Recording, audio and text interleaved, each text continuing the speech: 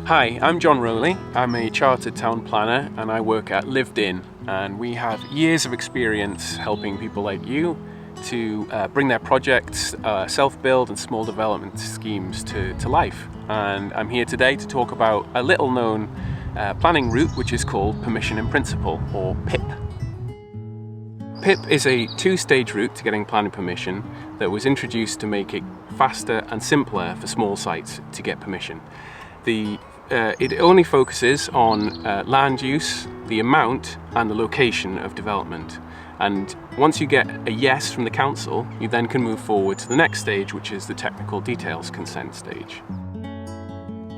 So why might P.I.P. be useful for you?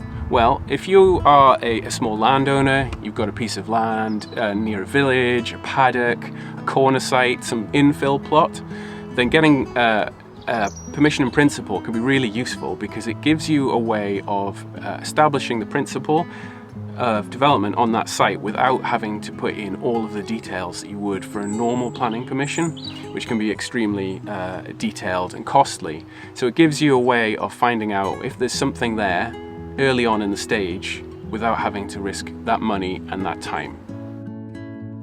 So let's talk about the nuts and bolts of the P.I.P. process. Well, all you need to submit is a short application form, the correct fee, which is a bit less than a normal planning application, a location plan and site boundary, and then a short statement that indicates why you think that particular site is acceptable in principle.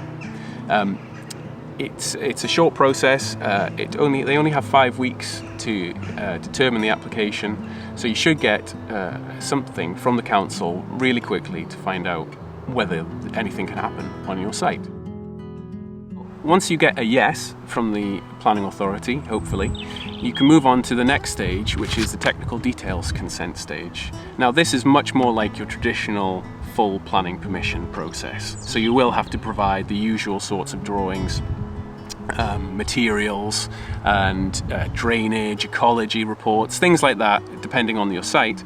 But what you'll be doing is you'll be approaching that time with the knowledge that your site is in principle acceptable. So you'll have much less risk going into that particular point. A word of warning though, permission in principle doesn't guarantee a yes from the planning authority. It doesn't necessarily mean you're going to be able to build on your site.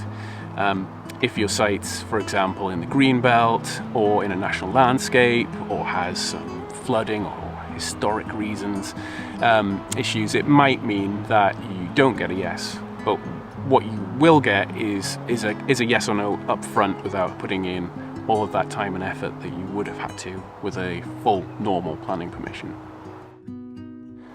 So, if you're working with a small site and you want to try and keep your costs down and your risk low, then permission in principle might just be the route for you.